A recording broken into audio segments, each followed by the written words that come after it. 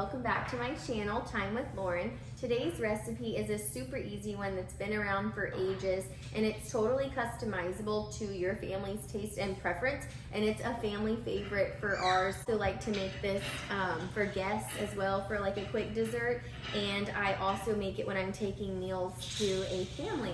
So we're gonna go ahead and get started. It is Peach Cobbler. Now there's multiple variations on cobblers, and this recipe is the cakey style one that uses like the flour, the sugar, and the milk.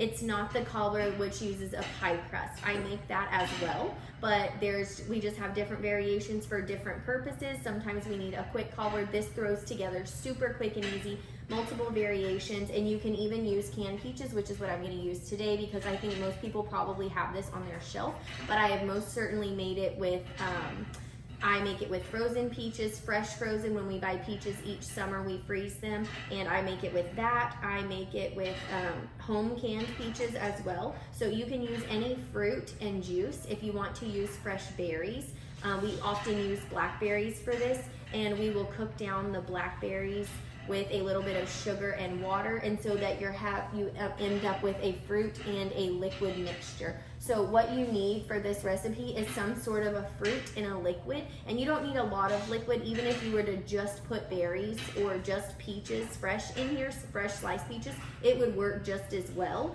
But the traditional way is the fruit with the juice. So you're gonna need a 15-ounce can of fruit and juice. And this is sliced peaches in a super light syrup from Costco. This is actually 24 ounces. I'm gonna use the whole thing probably. I might leave a few in here in the jar and let my kids eat them with cottage cheese. The only variation I'm doing today is I'm going to use fresh milled flour. We prefer that just because it's healthier and it's what we have. I have a grain mill, so we will use fresh milled soft white wheat. So any flour works, but today I am going to use fresh milled. That's the only variation though. So let's get started. I'm going to preheat my oven, and while the oven preheats, I'm going to put in half a stick of butter into this pan and put it in the oven so that it can preheat and melt the butter at the same time. Now, if you've watched any of my videos for long, you know that I'm not a huge measure strictly, so that was roughly half a stick of butter that came out in there,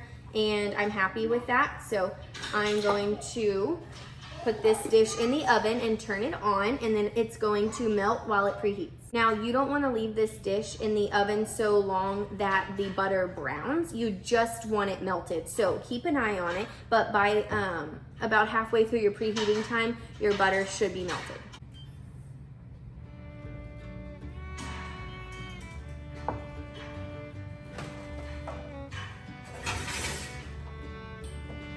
So I've shared before on my channel fresh milled flour recipes with the fresh milled grains. So if you have any questions about that, leave them in the comments and I'd love to chat with you.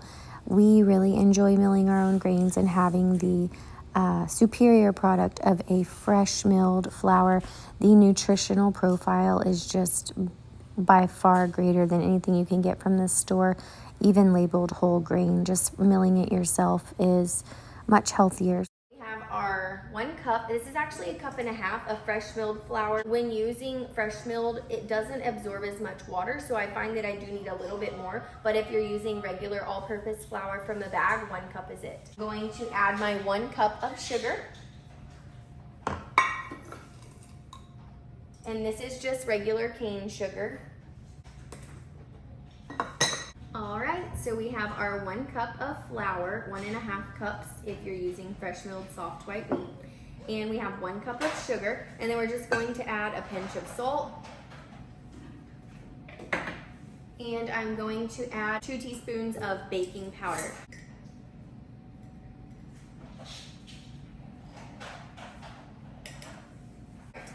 And lastly, 1 cup of milk.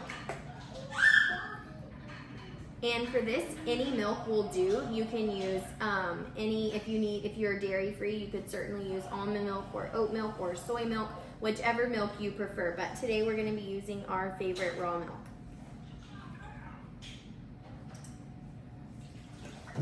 Give that a stir.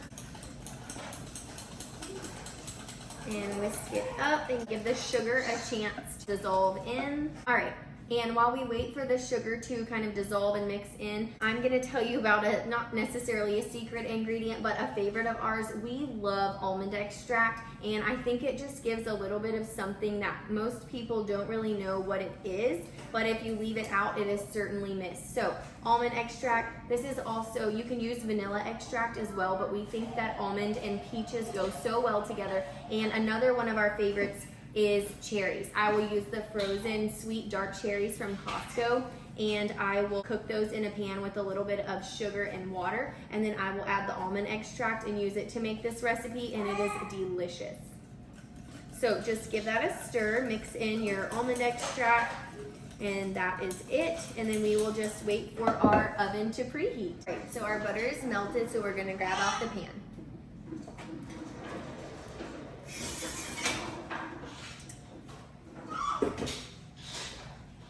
Alright, so you're just going to kind of spread it around, and this is perfect for a 9x13 pan. Many times I have doubled, tripled, and even quadrupled this recipe, and I will make it in like a big oiled sheet pan for a crowd, and it is doubles, triples just fine.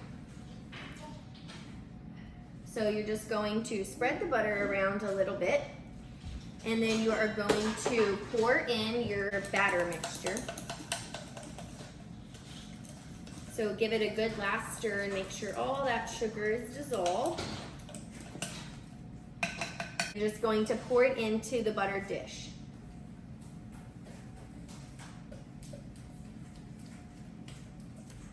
Now, the last thing you do before you put it into the oven, you're just going to grab your jar of peaches, and this recipe again calls for a 15-ounce can. This is 24 ounces, and I'll probably use most of it. So you're just going to pour it juice and all, and kind of just let the peaches fall in.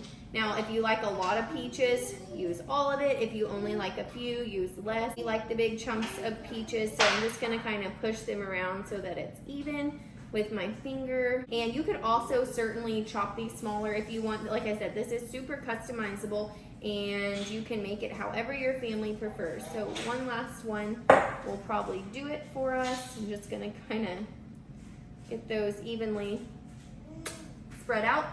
So that is it. This is gonna go into a preheated 350-degree oven just until it's set. This cobbler is such a great and easy dessert to throw together, whether you just have a craving for peach cobbler or cobbler one day, or you need a quick dessert for family or friends, or to take a meal to someone. We are in the middle of dewberry season here where we live, and peach season is coming up quick. So my timer is set for 30 minutes. We'll come back and check on it after that. I also wanted to mention that this is such a good beginner recipe for kids who are just wanting to get started cooking in the kitchen, and oatmeal and scrambled eggs are fun, but not near as fun as peach cobbler. So get your kids involved this summer and let them help you make this. All right, so you can see that this cobbler is all the way done. Nice and golden. The top is set. You can see a little bit of bubbling at the bottom, and that's just the syrup from the fruit. All right, and one of the best ways to know if your cobbler is done is when you shake it like this. You can see that the center is completely set. Now, even just like 3 minutes ago when I took this out of the oven before I grabbed it, I gave it a little shake, and it did give a little bit of a jiggle, but that's because of all the liquid from the peach syrup that you could kind of see in there, that it has now like absorbed. You can see a little bit in there, but it has fully absorbed. So that's what that was, but now it's been out for about 3 or 4 minutes, and it's completely set up nice and firm. So it's golden brown on top, just a little bit brown around the edges, and this was in for exactly 30 minutes. All right, now this would be even better if we had some vanilla ice cream, but we don't, and we also don't have any whipped cream. They're fresh out of cream, but I'm just going to serve up a small bowl of this, show you what it looks like on the inside.